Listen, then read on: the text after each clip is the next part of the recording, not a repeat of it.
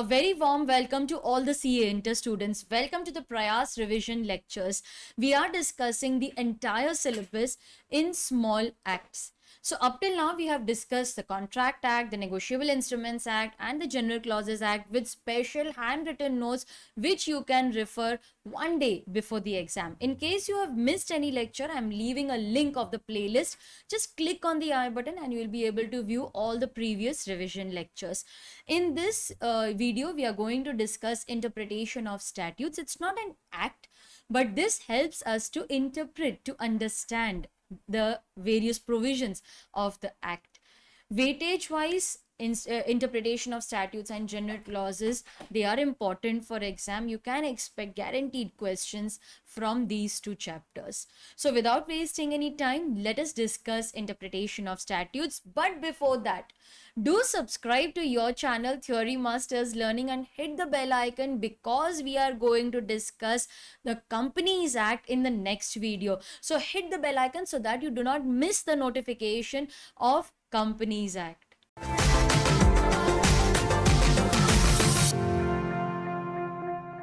So let us start our discussion first with a few terms which you need to know to understand interpretation of statutes or how to interpret statute or law. Now, what is the meaning of the word interpretation? To interpret means to read the text as it is and try to understand the meaning behind the text. Try to understand the logic, the idea of the lawmaker. The word statute actually means law. Then why not mention the word law? Why do we use the word statute? See, law is something which we commonly refer to the statute. So if I say that I am studying a particular statute, it'll be so difficult for you to understand. But if I say that I'm studying law, then that is something which the common man readily understands.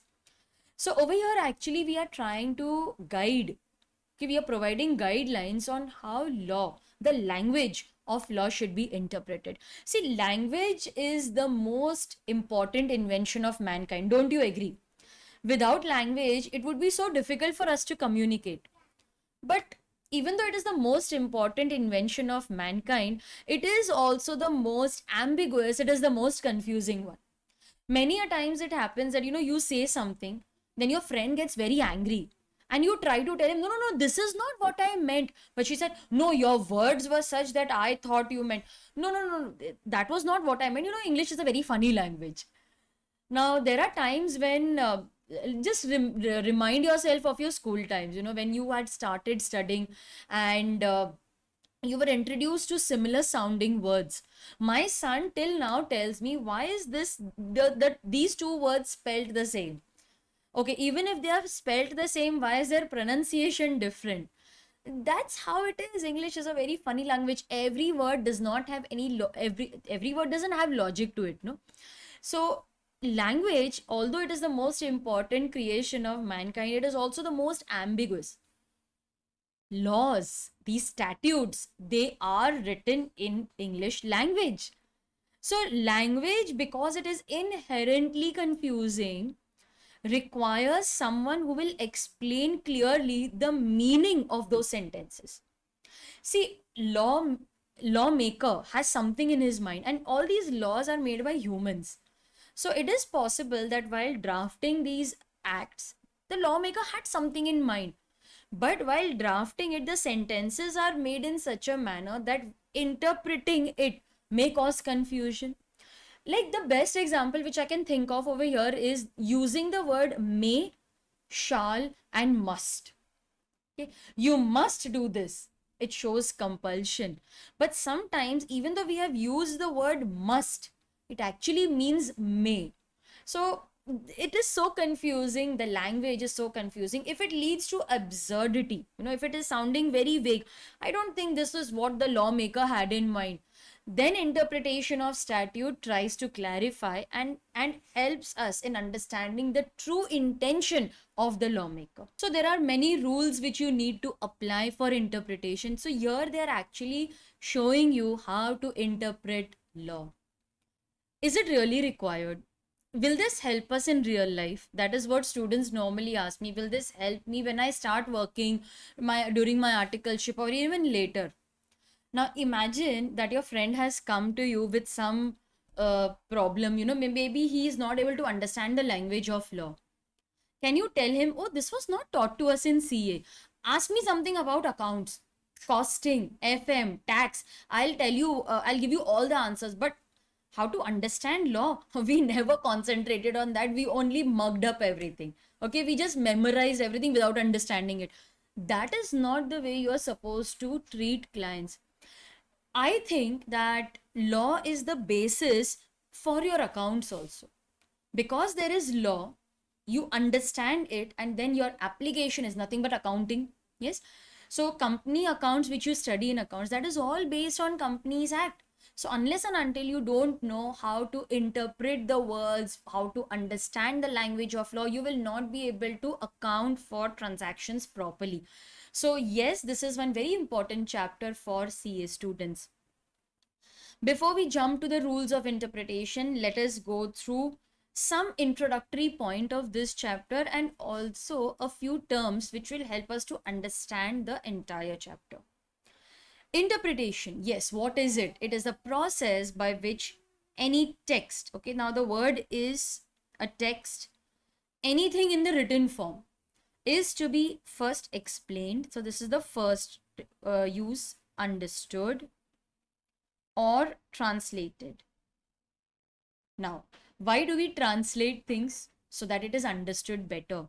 So understood or translated. Now, interpretation is a process whereby a text. What is text? Anything which is in a written form, giving an idea. So you have many kinds of text like social, political text, religious text, historical text.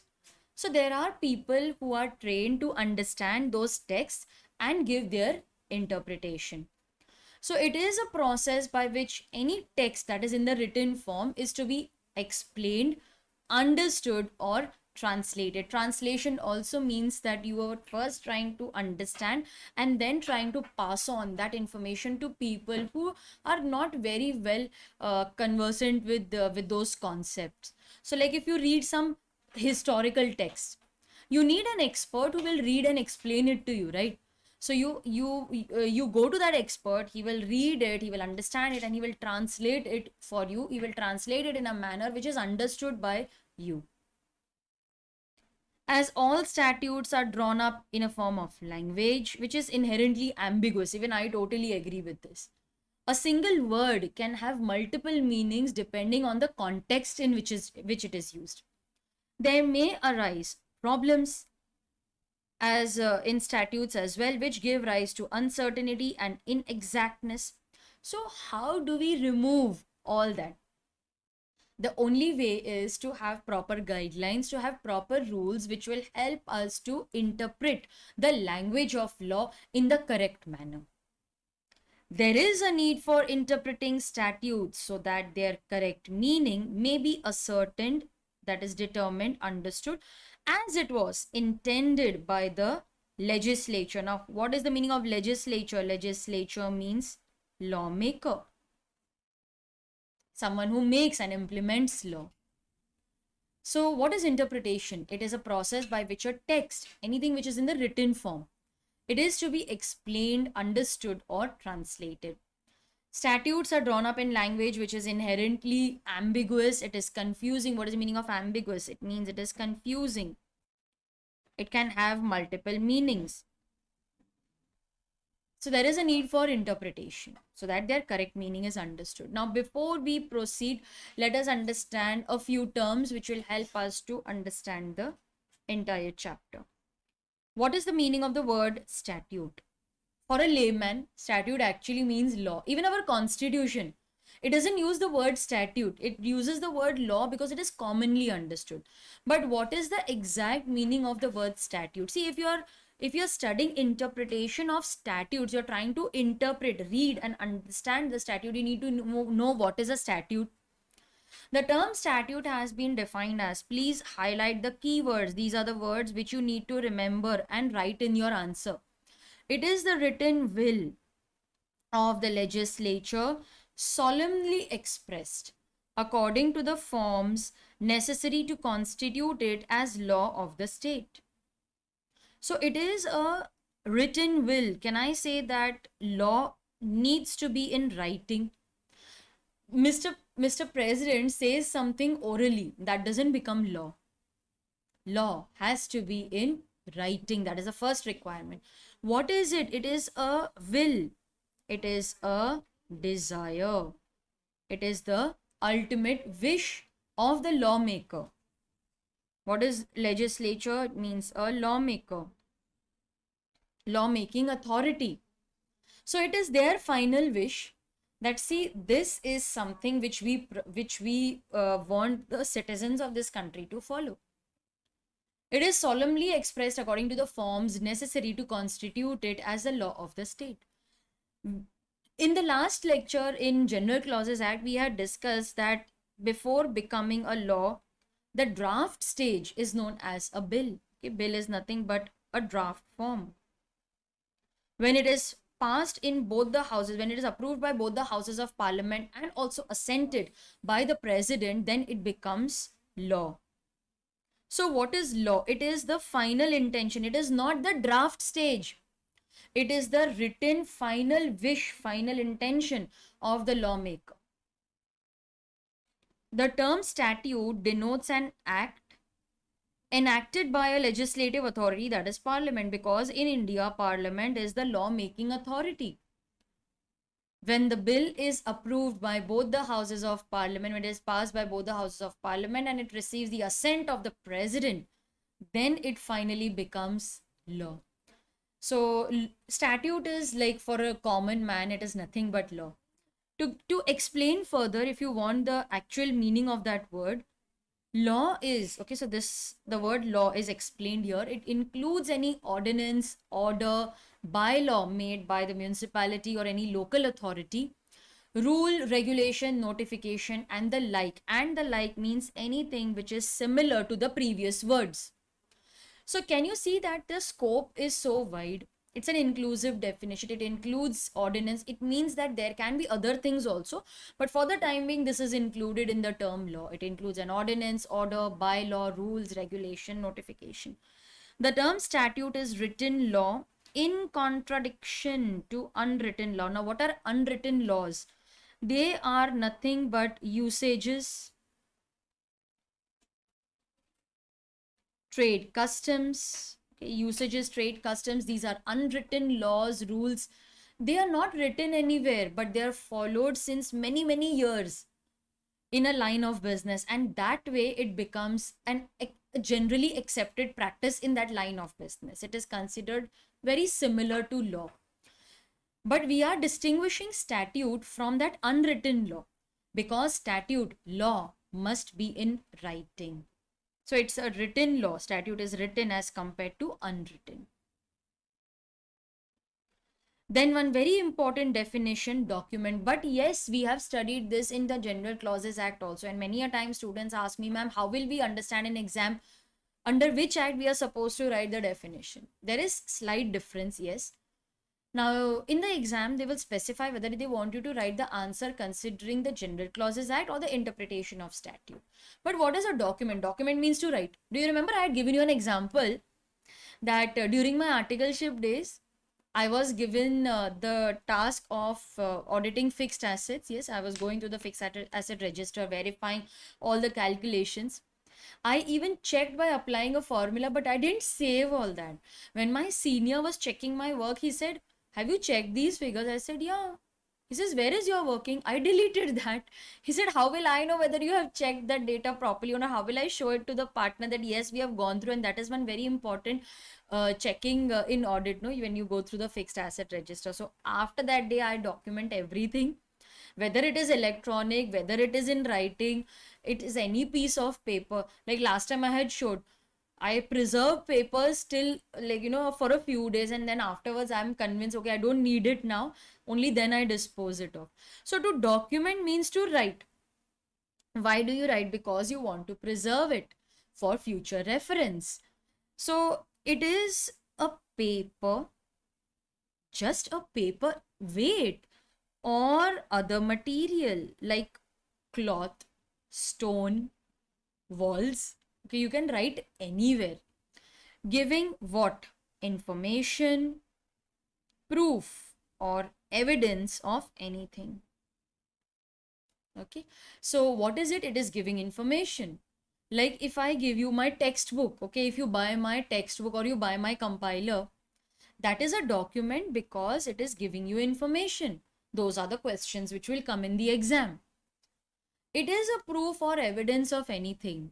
Like say for example, a person was murdered, but before he lost his life, he wrote a small note and he wrote the name of his murderer.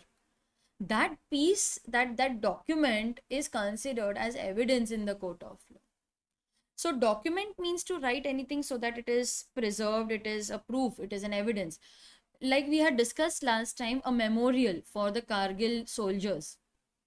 Okay, so that monument, it is documenting the fact of war, the year in which it took place, the soldiers who sacrificed their lives, their memories are jotted down so that it is an evidence, it is a proof that the war had occurred, that the event had occurred.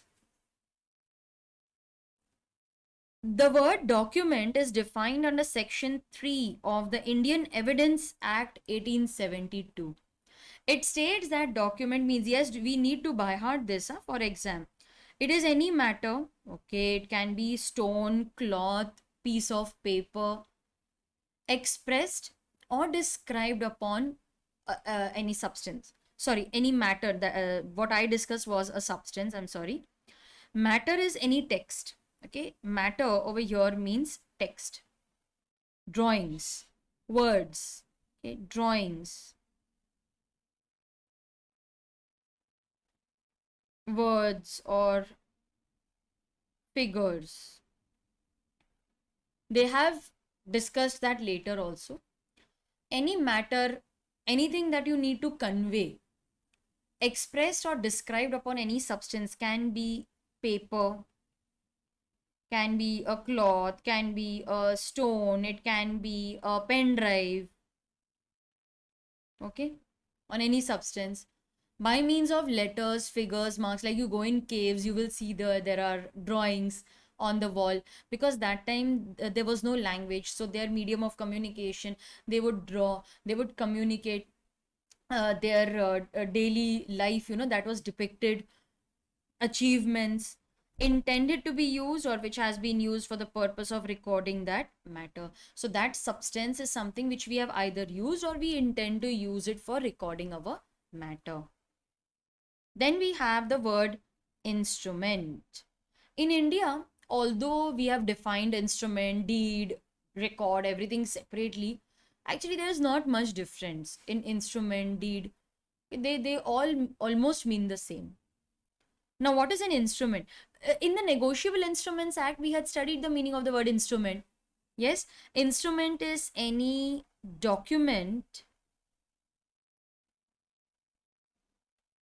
carrying certain rights and duties. So it is any document carrying certain rights and duties. So that is known as an instrument. Now let us see how it is properly defined. It's a formal legal document. So these are the keywords. Okay, it is formal, it is legal, and it's a document. What is the meaning of formal? Now let's imagine that you have started your articleship. Okay, it feels good, no, to imagine. So imagine that you have started your articleship and you have been given a notepad. Okay, now whatever you write in the notepad is also a document, but it's not formal. You can't present that to the partner, but yes, it is a document because it can be a proof of the work that you have done. So yes, we can take it as a proof. But what about the doodling that you have done? You have drawn a sun, then you draw two trees and birds, and that tradition, that drawing, or you draw a kite. What about those doodlings that you make? Is that an instrument? No. It is not formal. you cannot call that as an instrument. Even the work which you have written, even your writing, that can be a document, it is a proof, but that cannot be termed as an instrument because it is not formal. Okay, so whatever rough notes that you make, like I have so many notes which I have made over here. See, these are the notes which I make on these small pieces of paper. These are notes which I make. They are all documents. This is my document, this is a document, but I can't call it as an instrument because it is not formally drafted. There's no stamping, there's no signature, there's no attestation. It's not an instrument. Okay, so since it is not formal, it's a document, but it's not an instrument. It should be a legal document, something which is accepted by law, which creates rights, which can be used in the court of law to show कि भाई I have purchased this is the document. It is a document, it means the essentials that we discussed. Okay, the definition that we discussed applies to this instrument also. What does the instrument do? It creates or confirms a right, or it records a fact. It creates or it confirms a right. Like take the example of a bill of exchange. It is an instrument, it is creating a right to receive money against it. It is also confirming that I am the creditor, I am entitled to receive this money. Okay, check. It is an instrument which creates or it confirms the right of the person to whom we have issued the check. He has the right to receive money from me. I am creating the right in his favor. So it either creates or confirms a right, or it records a fact, like an affidavit. Affidavit is also an instrument because it is formal, it is legal, it's a document. It confirms that whatever is written in that statement is true and accurate. It also records a fact. You have signed it, it's a self-declaration, whatever is written, that is correct. So it is a formal writing of any kind. Okay, any kind. They have not specified the specific kind of writing. You can write anything that you want. It can be an agreement, like you have studied in the Contract Act, contract for sale of goods, contract for buying a flat, a deed. Yes, a deed. So I've given an example. It's a deed. A charter or a record drawn up and executed in technical form. Because it is formal, it will be in a technical form. Technical form means following a pro forma, following a certain format.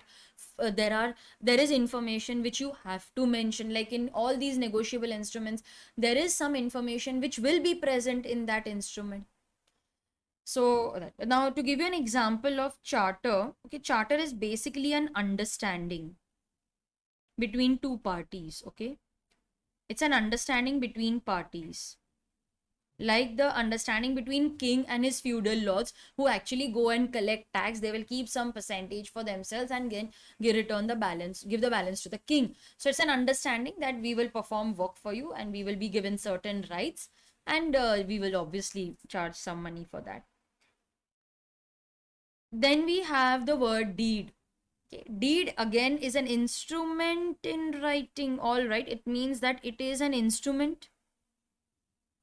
All the characteristics of instrument will apply. Again, it is in writing, because all these formal documents, they are valid only if it is in writing, or any other legible representation, or words on parchment or paper. So any other legible representation means you are trying to show that content. Okay, whatever is your content, you are trying to show. Legible means it is readable, is clear. Words or on parchment or paper. So parchment is also a kind of paper made from the barks. Purporting, it means intending. To create some legal disposition, it means to have some legal effect, to give some legal rights. If you see the word deed, the word instrument, they all mean the same because their definition is very similar. Next, we come to one very interesting word, that is interpretation. What is the meaning of interpretation and how is it different from construction? Many students have a doubt in this. The word interpretation, it means to read the text as it is and then try to understand. If it is very clear, if there is no confusion, then our job is done. But if it leads to absurdity, then the next stage is to apply facts of the case, circumstances, logic will be applied. Then what we are doing is known as construction. So, step one is to first try and read the text as it is. If it gives you a clear answer, clear solution, your job is over. The lawmaker was very okay. He was what should I say? I'm not getting that word. He was successful in conveying the meaning. But what if it is absurd? It is confusing. Then you try to apply logic, facts, circumstances, and that is known as construction. The word interpretation is the process by which the real meaning of the act or document, the intention of the legislature, this is the intention of the lawmaker, is ascertained. Or if it's a document between two parties, so we are trying to interpret the document and trying to understand what was in the mind of the parties when they made this document. What is interpretation and how is it different from construction? See, when the courts adhere to the plain meaning of the language used in the legislature, read and understand as it is, don't apply your logic, then it means interpretation. It is finding the true sense of any form. What was the intention of the lawmaker? Okay, it's very clear actually. That is interpretation. But if it is absurd, the meaning is not plain, the court has to decide whether the wording was meant to cover the situation before the court. If you apply logic, if you apply facts and circumstances of the case, then that is known as construction. Sometimes the solution is very absurd, it is very weird. I don't think this was the intention of the lawmaker when he made this act. Let us try to apply some logic or facts and circumstances of the case. Are we getting a better solution? If yes, then that is construction. Construction is the drawing of conclusion, respecting the subjects that lie beyond the direct expression of text. It means you are going beyond what is given in writing. You must have heard of this, the substance over form. Substance over form means try to go beyond what is written in plain text. What is the meaning of mandatory versus directory? See, mandatory means compulsory, and directory means it's optional, we are just suggesting, then it's your choice. Mandatory provisions, this is asked in the exam, it's important. For detailed notes you can also refer my textbook. What is the meaning of mandatory provision? Mandatory means they have to be strictly observed. Okay, these provisions have to be followed. If it is written in law, they expect you to follow it. It has to be done. It should be. He shall ensure. These words are used. Omission to follow it will render the proceeding to which it relates illegal and void. So if you don't follow our instructions, then the contract, then whatever act that you have done will become illegal and void. But what is directly? It's only that we are suggesting. Okay. It would be sufficient if it is substantially complied with. What is the meaning of substantially? Substantial means like more than 50% compliance. So to 70-80% we have complied. That's okay. It's substantial compliance. Observance is not necessary to the validity of the proceeding. It is not compulsory to follow. It's only that we are suggesting you to follow. Even if you don't follow it 100%, we are okay with 60-70% also. We must, however, look into substance and not merely the form. See, sometimes the words are such that even though it appears to be mandatory, it is actually directory. Sometimes the words are such that it appears to be directory, but it is mandatory. You remember that example which I had given you? While I was preparing the report, I used the word should. and my senior asked me to change it to shall. That's how you politely use the word should. You cannot say the CEO should do this, the MD should. You're just an article clerk. Yes. So instead of that, you are using the word shall. Now, instead of the word should, I used a polite word shall. Can I say, even though I'm being very polite over here, I'm using the word you shall. But I want it to be mandatory. Yes, even though I'm using polite words, I want ki whatever I'm writing should be followed. It is nothing but a mandatory provision. Yes. So don't just go through the words and try to understand as it is. Sometimes you should look into the substance and not merely the form of writing. Go beyond the text. Students, if you want these notes, then I'm leaving a link in the description box. You can access the notes from there.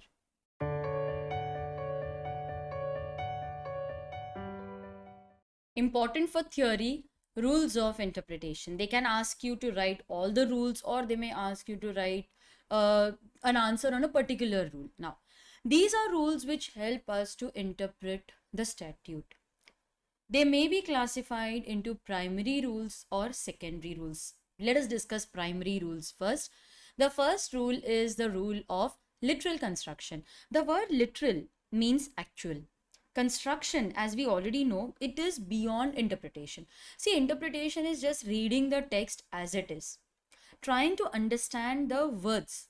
But if it's absurd, it is not, I think, what the lawmaker had in mind. If the solution which you are getting is weird, it's absurd, it doesn't make sense, then law says instead of going for literal construction, please adopt reasonable construction. So the first step, that is why I have written it first. First step is literal construction. The word literal means try to read and understand the text as it is. Don't use logic. Don't apply facts of the case. So that is the cardinal rule. First, try to read and understand and interpret and apply the text as it is. If the meaning is clear, very good, problem solved. But if the meaning is not clear, then we will go for construction. Construction means apply facts, circumstances. In the first situation, you again, they say, while applying construction also, first, without changing any law, without putting your facts and circumstances, try to understand the meaning as it is. If it leads to absurdity, then add the words setting, circumstances, and what we get is reasonable construction. So reasonable construction only says that if you fail in literal construction, then try to apply logic, then try to apply situations which lead you to a reasonable meaning. Interpretation, if it makes sense, like that is the first possibility. Everything makes sense. See, lawmakers, they are experts. They will not make law without considering the different possibilities. But even then, they are humans after all. So if it is vague, meaningless, then yes, we need to go one step ahead. We need to apply certain logic or facts of the case, and we arrive at reasonable construction. The third rule is rule of harmonious construction. Harmony means to take everything together. Now, in a particular act, there are so many sections. It is possible, okay? It is possible that the lawmakers, while drafting a particular section, were having a certain mindset.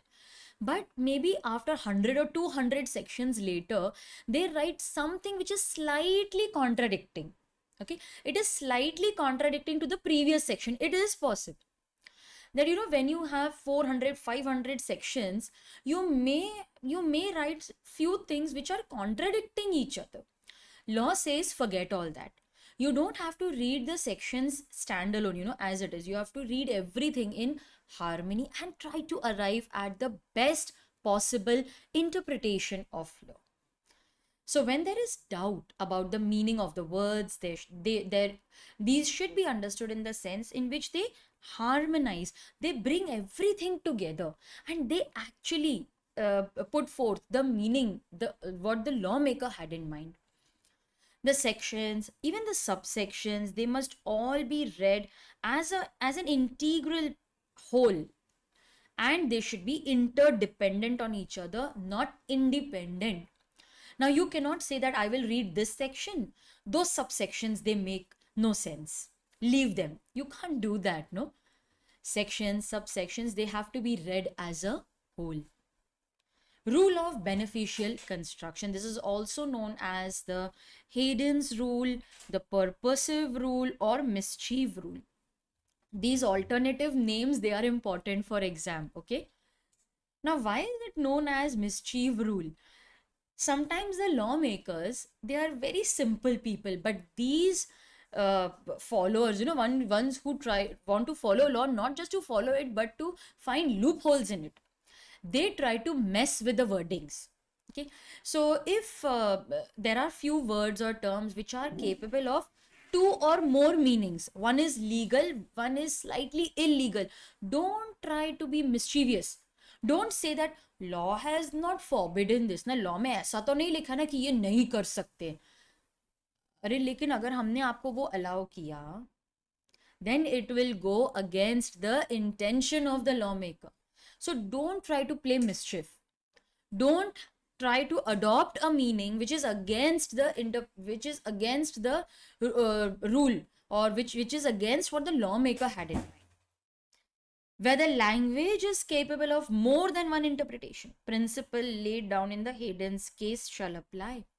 Court must adopt the construction which will suppress, that is reduce the mischief, and advance, that is provide remedy or correct solution. Now there is something known as gambling. It is nothing but a permutation combination of various ideas, or you can say I'm, let's say, in a casino and I'm playing a card game. It is actually a permutation combination. It applies logic also, but you cannot say that since it applies logic, I have some skill involved, that is why it should be considered as legal. No, that is not what the lawmaker had in mind. Anything which requires skill, if it is lawful, it is not based on pure luck, then that is valid. But if things which are based on pure luck, they're like gambling, they will definitely be considered as illegal. So if there are two interpretations, adopt one which is most logical, which is most legal. Rule of exceptional construction. There are certain words, if we let them remain in the section, they create a lot of confusion. Okay, for the time being, just pick up those words and keep them aside. Now read the sentence. Does it make sense? It does. All right, then don't read that word. Okay, so if, let's say, for example, we come across certain sentences in the act which contain words which are confusing, they are not leading the sentence to its correct direction. Remove that word, remove those sentences, and now read. Oh, it is making sense, then let it be. Keep those words aside. Elimination of statutes or words which defeat the real object or which don't make any sense, just remove them and keep them aside. Like the common sense rule. Apply your common sense. These words are causing confusion, right? They are defeating the object of the enactment. Just keep them aside for the time being. Your sentence is making sense. Let the word be aside. Conjunctive and disjunctive word or separate question can be asked on this. Sometimes if we use the word and or as it is, what does or mean? Or is disjunctive and is conjunctive. Okay, it joins two sentences or separates two sentences. Now if we consider and read and as it is, joining, it's not making any sense. Okay, consider and as or, consider that as two separate sentences, it's making sense.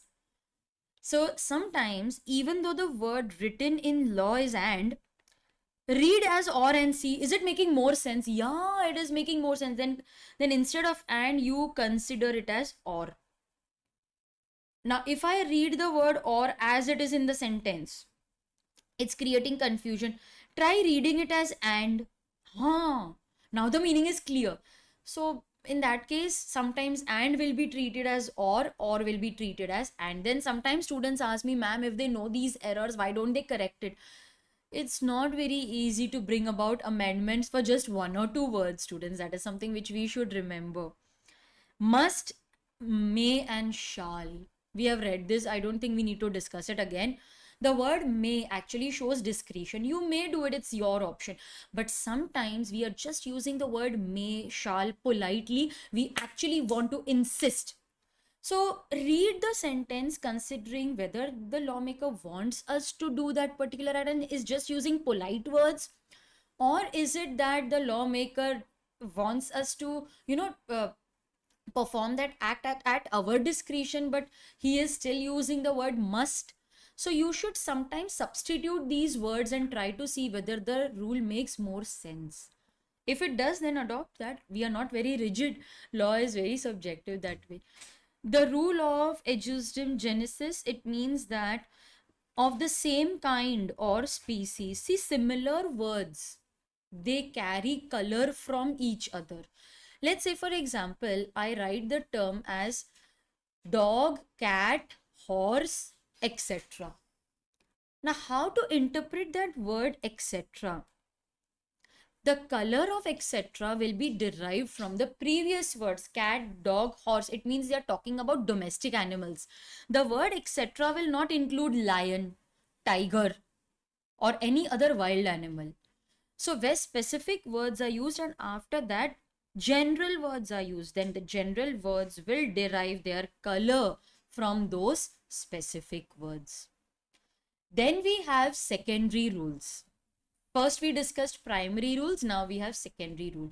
What is the effect of usage, that is trade customs usages? They are unwritten rules, but we have been following them in the business since a very long time. So these are unwritten rules.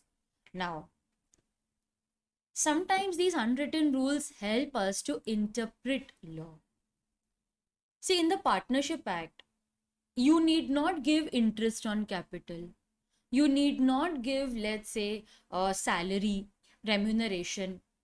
But if it is mentioned in the agreement, then it is allowed, right? What is the meaning of mention in the agreement? It is written in the agreement.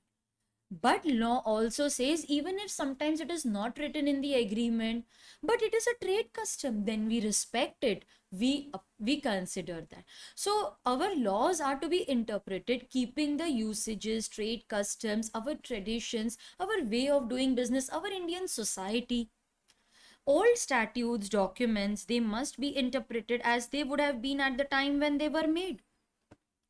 If you are reading some very old act, if you are reading some very old law, then you should read it keeping in mind the context. Now you do you know in Contract Act, in foundation, you had a concept of communication of offer acceptance, where communication is taking place via post letters. It is very normal for a student to ask, ma'am, who uses letters these days? Who will follow these rules? Everything is via email. But bacha, consider the context in which that act was made. It was in 1872. That time they had not even imagined something known as mobile and email and internet. So whenever we read those provisions, keep in mind the context in which it was made. Associated words are to be used in the common sense manner. Like if I say business, occupation, and profession. Now, profession generally means like a doctor or chartered accountant, someone who is working not for profit. But if I am using it along with business and occupation, it means that the profession will also take its color from these two words. It's not a general word, I agree. But these are associated words. You will have to read them in the common sense manner. So if I'm talking about business, occupation, profession, profession will automatically be a profession which is for profit making. The meaning of a word is to be judged by the company it keeps. So if two or three words are written together, the meaning is to be derived from the words, from the company that they are in. When two or more words are capable or are similar or they are parallel in meaning, then they will be understood in the cognate sense. What is the meaning of cognate? similar in nature, quality, or origin.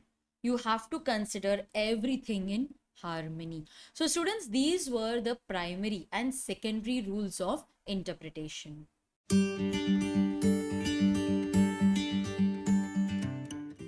Now, there is a lot of help we receive to understand and interpret law.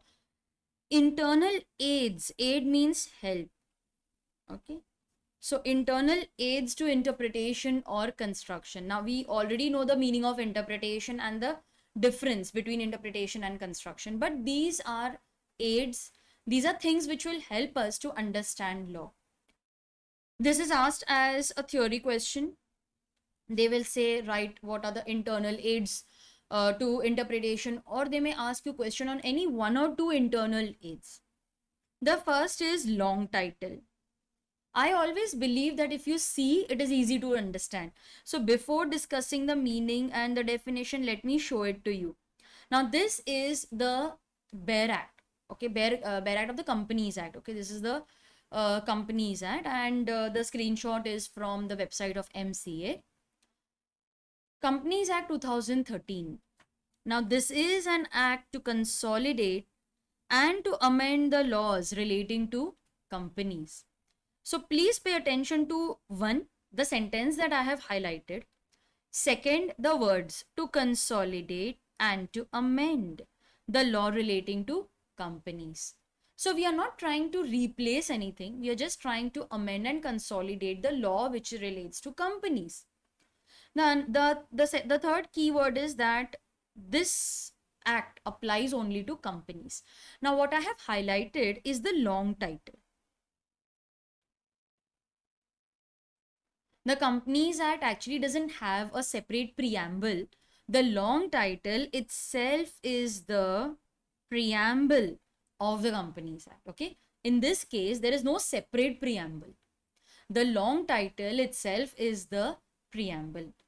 So this is the you can say that there is no long title also. The preamble is the long title. Okay. So there is no distinction between these two in as far as Companies Act is concerned. So it is an act to consolidate and amend the law relating to companies. This is the preamble as well as the long title. Preamble means it helps us to understand the scope, the objects of the act. Now, what is a short title? This act may be called the Companies Act 2013. This is the short title. Okay, so every act will have a long title, short title, preamble. Let us read the definition now. What is the meaning of a long title? The short title merely identifies the enactment. It only says that this act will be called as a Companies Act. It has only identified the act. It is merely for convenience. But a long title, on the other hand, it describes the enactment. Okay, so it describes. What is the difference between long and short title? See, the word is short title only identifies the enactment, whereas the long title will describe it also. So how is the long title describing the act? An act to consolidate and amend the law relating to companies. So it is trying to describe what the act is about. Whereas the short title, if you see here, it only says it may be called as a Companies Act. It only identifies. So if you want, I can write that word also. It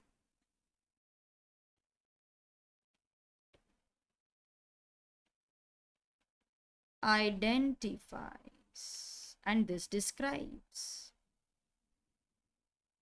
Okay. Next. Long title may be referred for the purpose of ascertaining the general scope and throwing light on its construction. Okay. So you're trying to throw light on how to understand. Whenever you have any doubt, whether this act applies to me or not, go to the long title, go to the preamble, everything will be clear. Okay. Then we have the preamble. We have studied this in the General Clauses Act also. It expresses, now what are the keywords that you will write in the exam? It expresses the scope, the object, and the purpose of the act more comprehensively than the long title. So it means preamble is all the more in detail. It is more detailed than the long title also. So it defines, it expresses the scope, the object, and the purpose. Like if you go through the preamble of the Negotiable Instrument Act, it says that it is an act to consolidate and amend the laws relating to promissory note, bill of exchange, check. Yes. So it provides the scope. It helps us to interpret that the act applies only to three negotiable instruments out of the so many other negotiable instruments. It discloses the primary intention of the legislature. Why did the lawmaker make this act? Okay, why was it drafted? What was the intention behind that act? So that is in the preamble.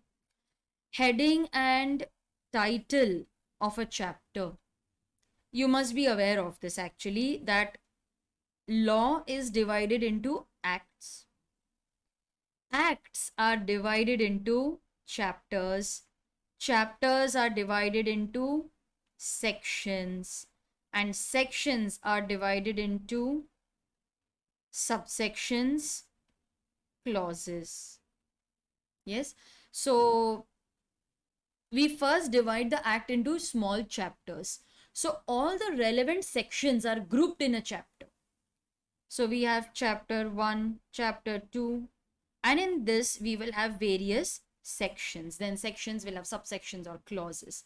So heading and title of the chapter can be understood for construing, for understanding the enactment or its parts. So if I want to go through the chapters of the Companies Act, I will understand what the act covers, what are the sections that it covers. Marginal notes. These notes are actually given at the end of the section. They don't form part of the section. They only provide some additional information. They may be sometimes considered for construing, means for understanding the section under exceptional cases. Okay, so they don't form part of the section. You cannot say that this is also a section, this is also a provision of the section. No, they only help us, they provide additional information, they help to clear any ambiguity, any confusion in understanding the provisions.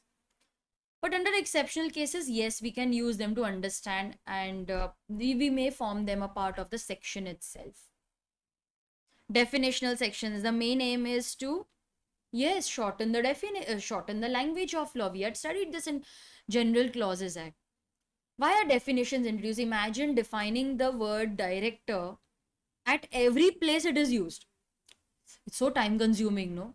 So instead of defining it instead of explaining it again and again, we define it only once, and wherever in the entire act director word is used, we will refer that definition. So definitional sections, the purpose is twofold: to provide proper interpretation of the enactment. Yes. Now, if there are no definitions, imagine that situation also. What if there are no definitions? Every person will try to interpret those terms as per his wish. Now, you will say director is a person who directs, director is a person who manages, director is a person who starts the company. So, every person will have its own interpretation. So it gives a proper interpretation to the enactment, that this is the act and this is the definition. Every act may have a different definition of the word director. Like director for a company is different, and director, if you consider for some theater, play, entertainment, then the meaning is different. So you have to see what is the meaning in that enactment. It also helps to shorten the language of the law. Instead of explaining that word again and again, we write it in the definition section. So instead of offering explanation many times, we offer it at one place. Illustrations, they are examples. Like your Contract Act, it has so many illustrations. The BEAR Act has so many illustrations, examples. This helps us to understand. They don't form part of the section, they only help to understand the provisions, the text of the section. Proviso, this is an exception. This is an exception. I'll give you an example. See this. This is the definition of a subsidiary company.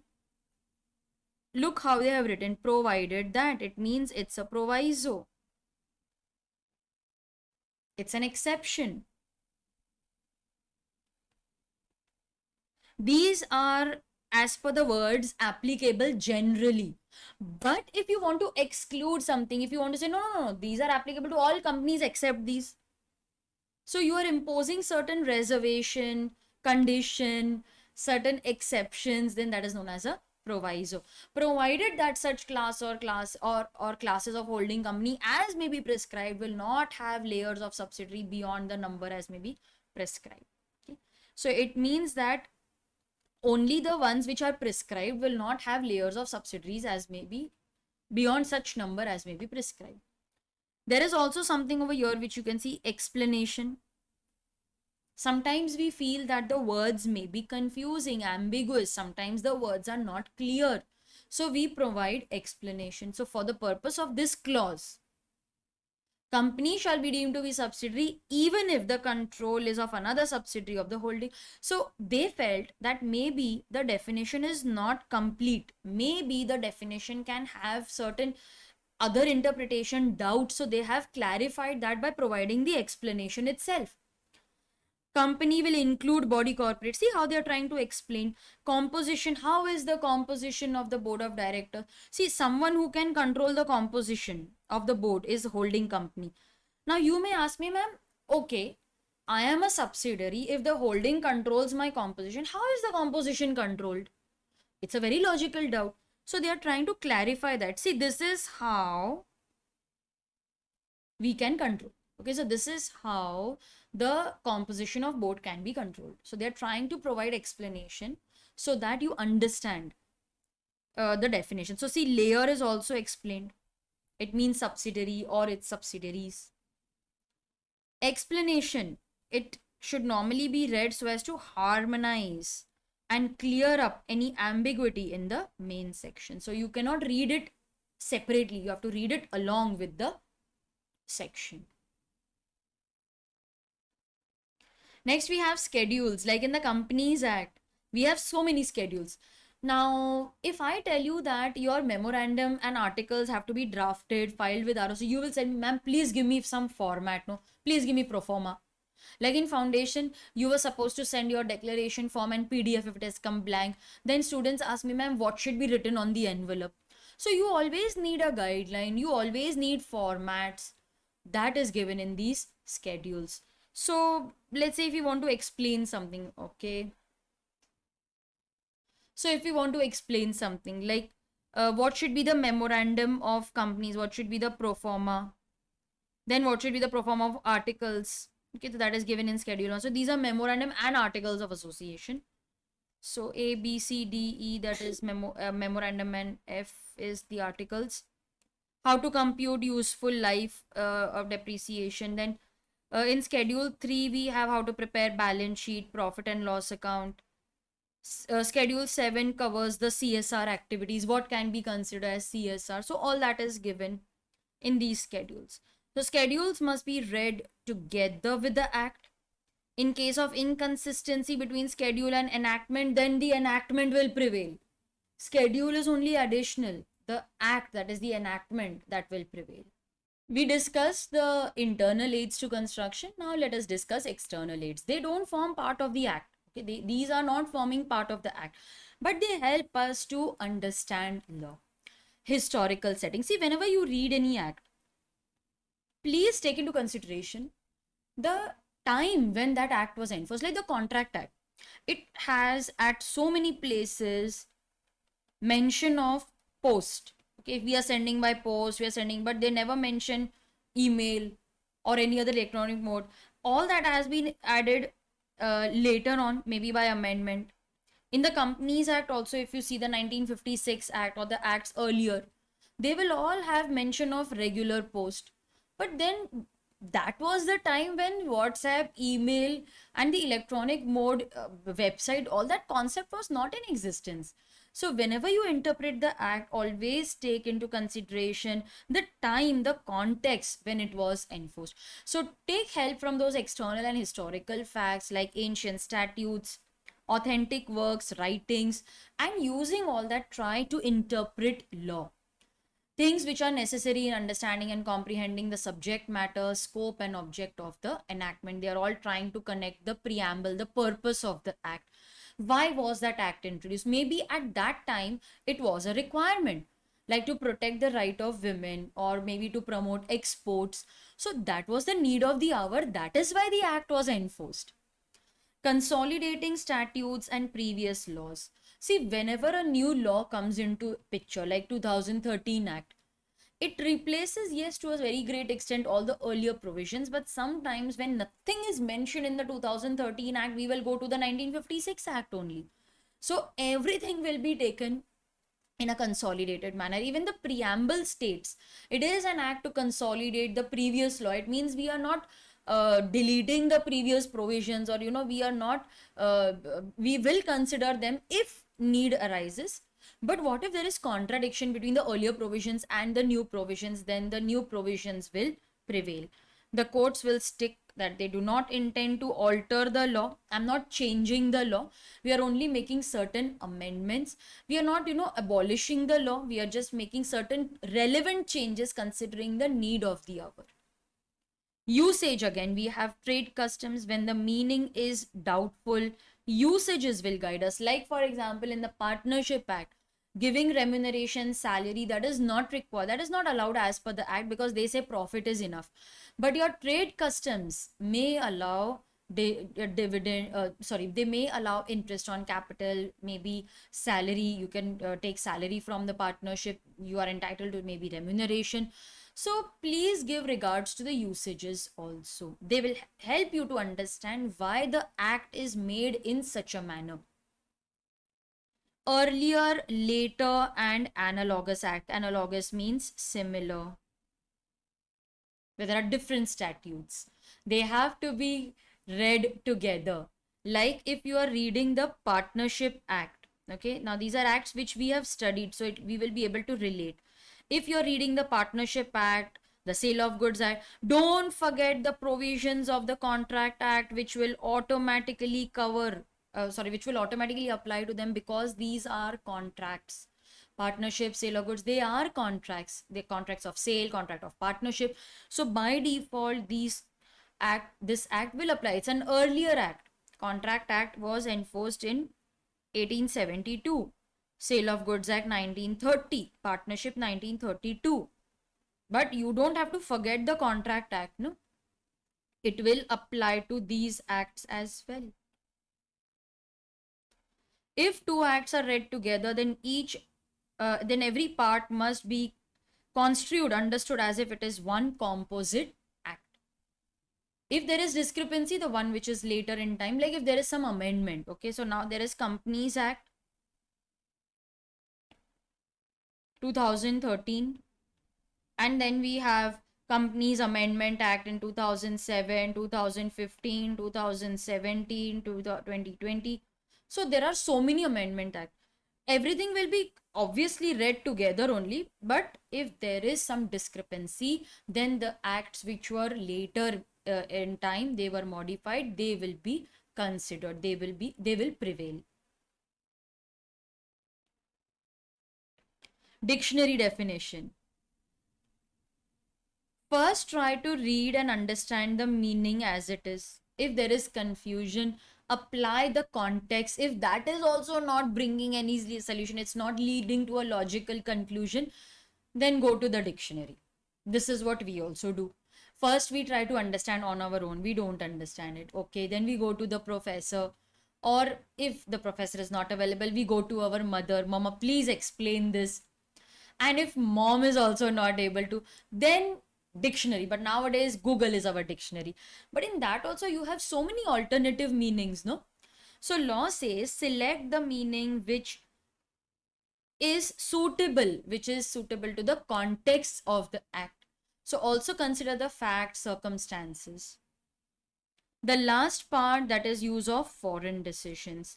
See, sometimes if we don't have any Indian solution, then yes, reference to English or American decisions may be made because they have the same system of judiciary. They have like our Indian law, it is inspired a lot to a very great extent from the English law. So even today, if there is nothing mentioned, like say in the Contract Act, we still refer the provisions of the English Contract Act. So they are of assistance in elucidating the general principles and construing acts in pari material, very similar material, similar circumstances, similar way of doing business. But yes, definitely Indian statutes will be interpreted considering the facts of Indian life, the intention of the lawmaker considering the business in India, the scenario, the economic conditions, everything will be taken into consideration while arriving at interpretation. So, students, these were all the relevant uh, rules, internal aids, external aids. We also discussed few terms. With this, we complete the chapter interpretation of statutes. And in the next lecture, I will be starting with revision of Companies Act. So I hope you like the lecture. If yes, then do like, share and subscribe to your channel and hit the bell icon so that you get notification of the revision video on Companies Act. Do visit my website theorymasterslearning.com for CA books, lectures and test series.